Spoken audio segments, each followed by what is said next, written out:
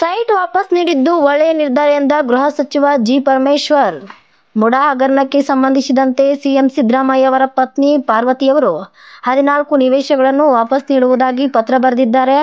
Site ವಾಪಸ್ ನೀಡಿದ್ದು ಒಳ್ಳೆಯ ನಿರ್ಧಾರ. ಆದರೆ ಮೊಸಳೆ ಕಲ್ಲು ಹುಡುಕುವ ವಿಪಕ್ಷಗಳ ಕೆಲಸ ಸರಿಯಲ್ಲ ಎಂದು ಗೃಹ ಸಚಿವ ಜಿ. ಪರಮೇಶ್ವರ್ ತಿಳಿಸಿದ್ದಾರೆ.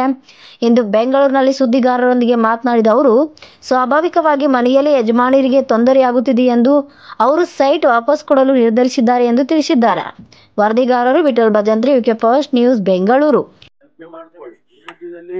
ಅವರ ಶ್ರೀಮತಿಯವರು ನಮ್ಮ ಯಜಮಾನರಿಗೆ ರಾಜಕೀಯದ ದುರುದ್ದೇಶದಿಂದ ಅವರಿಗೆ ತೊಂದರೆ ಮಾಡ್ತಾ ಇದ್ದಾರೆ.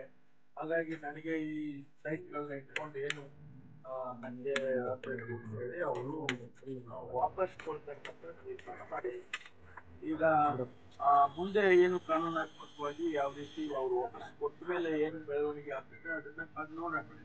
ಸೈಟ್ ವಾಪಸ್ ಅಲ್ಲಿ ಟೀಕೆ ವ್ಯಕ್ತವಾಗ್ತದೆ. ಏನ್ ಮಾಡಿದ್ರು ಟೀಕೆ ಆಗ್ತಾ ಇದೆ. ನೀವು ವಾಪಸ್ ಕೊಟ್ಟರು ಟೀಕೆ